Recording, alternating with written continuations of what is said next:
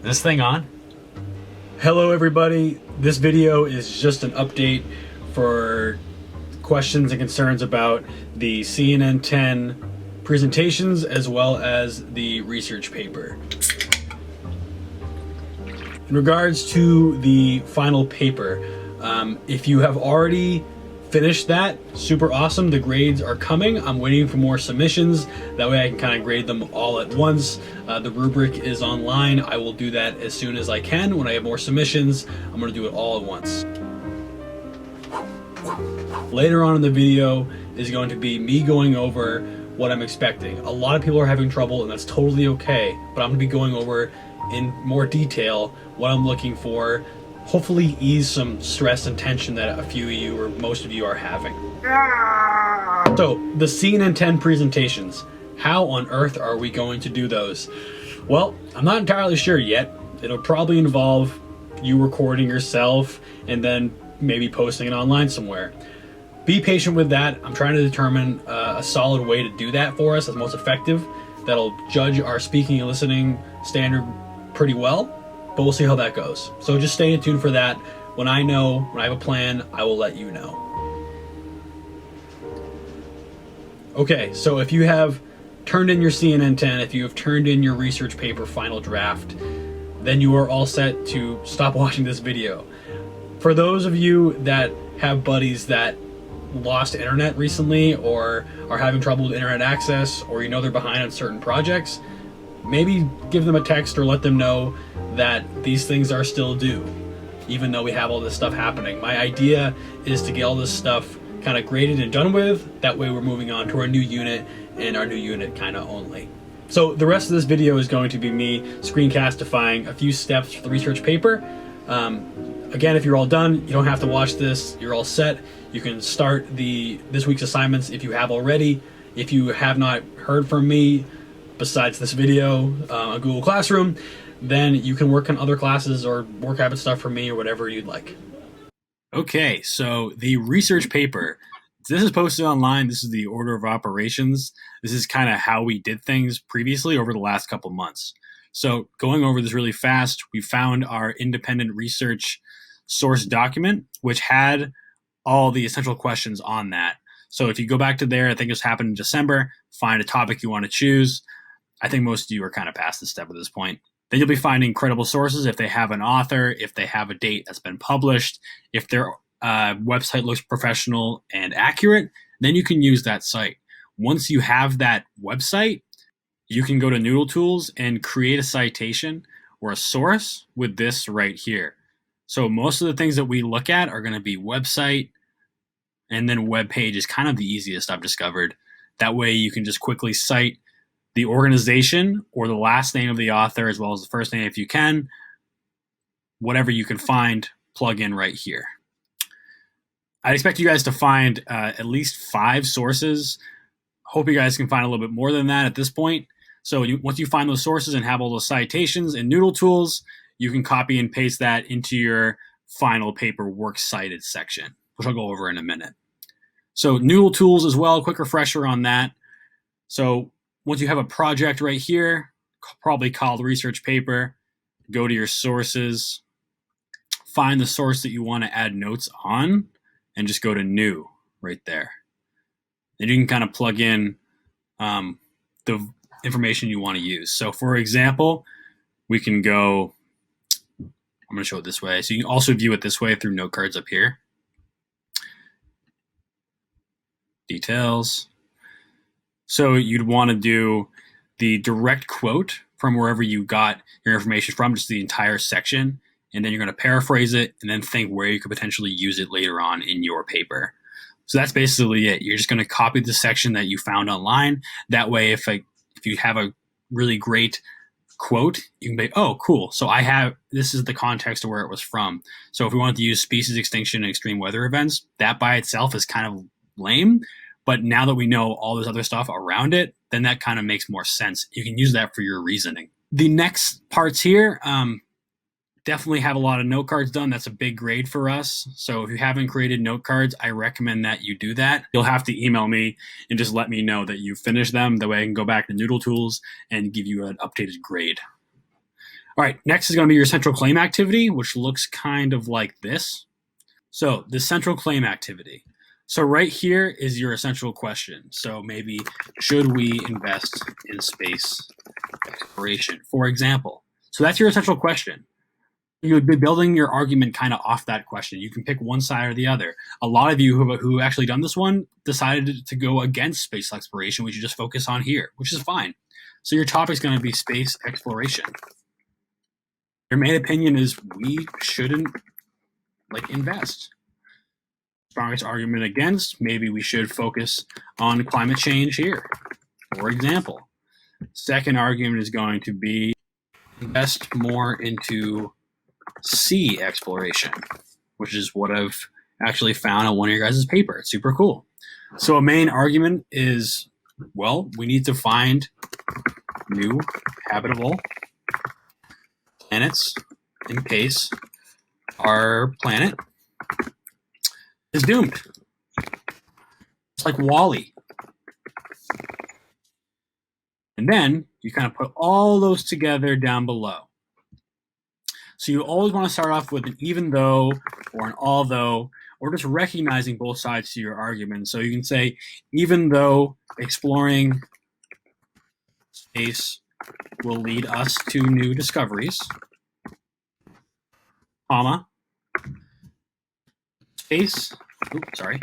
space exploration should not be a priority, or something like that. Shouldn't be invested in, or just making your claim very, very known, very blunt.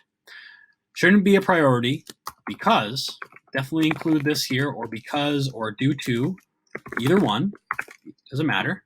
Due to, now we can say, we want to say both of our arguments that we've already mentioned. So due to climate change, how about the climate change dilemma? If I can spell that right. And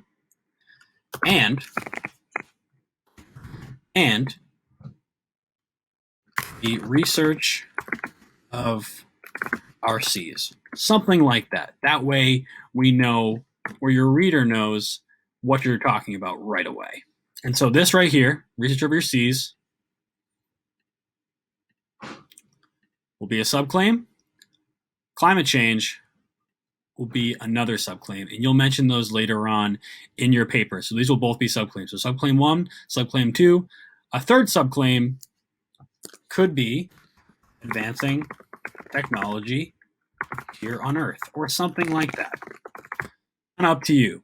This won't be mentioned directly in your thesis statement right here, in your central claim, but it'll be in your paper. All right, so once you have that, what's the next step? It's going to be to fill out your outline, okay? So we have our topic, we have our central question. Topic is going to be space exploration. Central question, should we invest? Proclaim, well, we've already made this, so we've already done it. So just always just copy and paste what you've already done, okay? For right here, I'm looking for this exactly. I'm looking for you to have an even though or although some other people would debate against my argument this way, I still think we should not invest in space exploration because of this and this. So once you have something like this here, you're good to go. And then your next subclaims, we've already kind of built those. So climate change, research, disease, and then we said technology here on Earth. Perfect. Done. Now, once you move on, your topic sentence is going to be introducing your first subclaim, so climate change. So you're going to turn that into a sentence. So climate change is a problem that will require our attention immediately. That refers that we need to invest into climate change instead of space exploration at this moment. And then for evidence, you are going to go back to your note cards.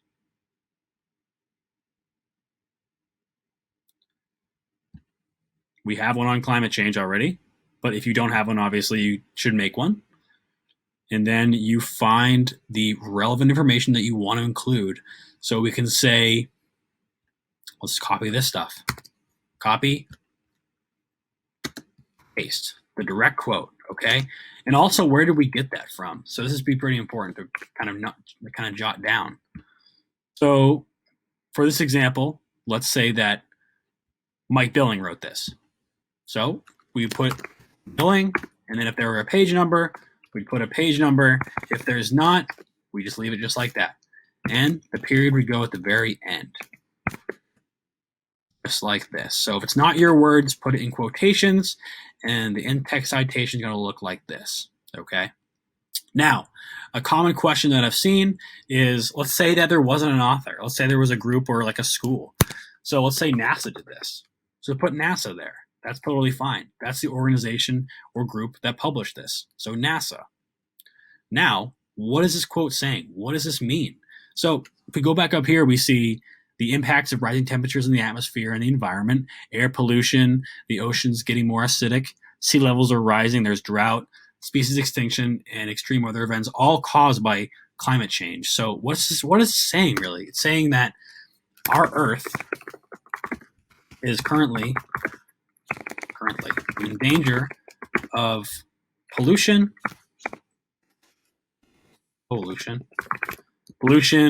extinction, drought, and other severe weather effects that need to be addressed. That's what it's saying. So how does this back it up? So we shouldn't invest in space exploration. So let's say Earth needs our attention more than ever right now. We should invest into solving climate change instead of searching for life or planets that may never be obtainable, or something like that. And then for reasoning, the more you can add, the better. This is your own words. This is you tying everything together. So do that again with next piece of evidence for the subclaim, which is going to be climate change right here. And then keep scrolling down. Ooh, transition. So you're just moving from one paragraph to the next. So you're summarizing what you just barely said, and then what is going to be your next subclaim. Climate change is a huge problem, but we also need to invest our time into sea exploration. Sea exploration. Cool. Awesome. Great. For the conclusion, I'm not expecting you guys to be experts on this one. It's kind of okay. You're just kind of saying the so what. What do we need to know? What are the key points from your essay that the reader should know? What do you want to reinstate? Then what questions do you have that you can pose to your reader? Keep them questioning their life afterwards. So after they read your paper, how can they look at space exploration and think of it a different way, in a different light? Some of you that are doing like CTE and football related stuff, I would say something along the lines of, okay, next time you watch an NFL game, don't just think about the scoreboard, think about the people involved. Think about people risking their lives and their injuries and their brain for our entertainment. Something like that. Okay, almost done. Intro worksheet. This guy right here is to just help you build your intro. So you're going to start off with a hook. So try 3 of these, put them down here, and pick the one you like the most, okay? If you have questions about that, let me know. Context. Everything the reader should know. What should the reader know to follow along with your paper? If you're doing space exploration, should you talk about what we've already accomplished, what we have in place, what our mission is, something like that.